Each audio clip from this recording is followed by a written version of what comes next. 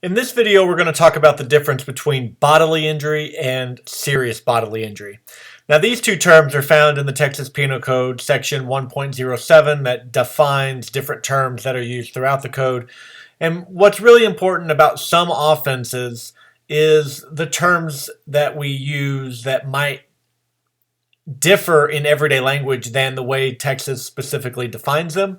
So there are several offenses that you need to know what the definitions of those words are before you can really understand the offense. Kidnapping is an example of that. Unlawful restraint. You have to know what the word restrain means in Texas, and you have to know what the word abduct means according to the Texas Penal Code.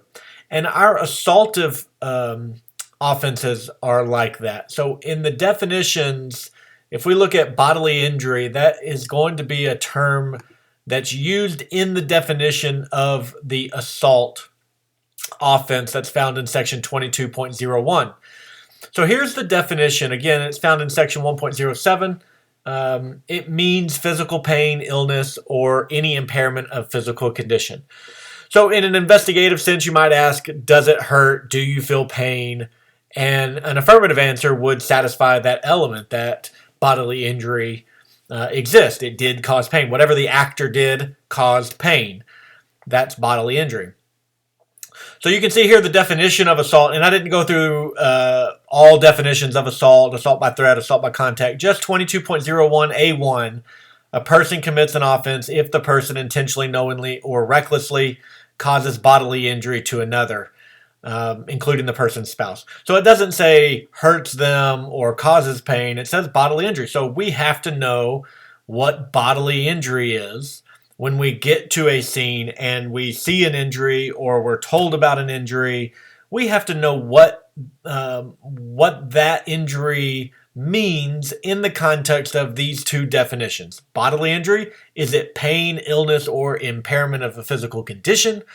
Or is it a more serious version of that? So this is the definition of bodily injury: physical pain, illness, or any impairment of physical condition. So then let's talk about serious bodily injury. So again, section 1.07 means bodily injury that creates a substantial risk of death or that causes death, serious permanent disfigurement, or protracted loss or impairment of the function of any bodily member or organ.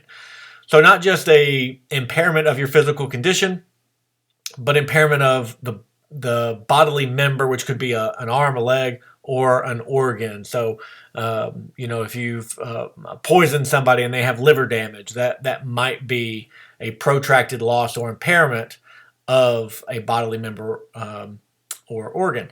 So it specifically mentions that death is a version of serious bodily injury. You are not off the hook for an aggravated assault charge simply because the person died. Death is a version of serious bodily injury, a risk of death or that causes death. So here's, again, we're not going into all the elements of aggravated assault, but the first definition, 22.02A1. Here's another thing that comes up sometimes. Sometimes we have to know a definition of another offense before we can understand the current offense. And this is like that. Before we can understand aggravated assault, we have to have a good foundation of assault. So a person commits an offense if the person commits assault as defined in section 22.01 and the person causes serious bodily injury to another, including the person's spouse. So we can see the language here amplifies or aggravates the kind of injury that we should expect for serious bodily injury. So let's look at a couple of examples. So these examples are issues or injuries that have actually been interpreted in some form or fashion in a Texas court to either be bodily injury or serious bodily injury. So these aren't just best guesses. These are real world cases that a court has decided. For example, bruising is bodily injury and it's not serious bodily injury. So bruising, muscle strains, if you a cut. Now, we're going to always look to any of these. We're going to look at the extent of an injury. Cut skin, when we think of like just like a paper cut, causes pain, but not a substantial risk of death, not a protracted loss of the bodily member or organ. So just kind of bodily injury, regular assault. But if the cut was deep enough, if it was risky enough, there could be cuts that maybe could fit down in here, bodily injury, something that got infected maybe based on the weapon used or whatnot. Passing out, this is one if you're knocked unconscious, it's not automatically serious bodily injury because it seems serious. We're looking at the definition, so that's typically going to be considered bodily injury. One that is kind of maybe not necessarily intuitive is a fractured jaw. So we can come down here and something maybe like a dislocated jaw might be even more serious because the argument here is with a fracture such as like a hairline fracture, there's not a substantial risk of death. It is not permanent, serious disfigurement, and it causes no protracted loss or impairment of the function. With the hairline fracture, you can still talk, and it might cause pain, but you can't.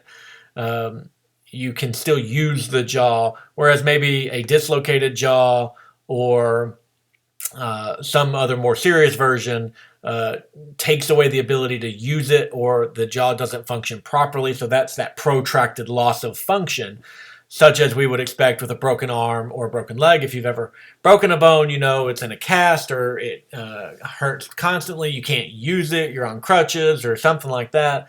That's where that protracted loss of the bodily member or organ comes into play. Loss of an ear, permanent disfigurement, fractured nose, protracted loss, skull fracture, serious risk of death, internal bleeding, serious risk of death.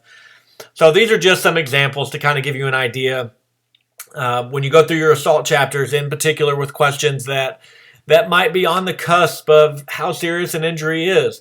You got to remember these definitions.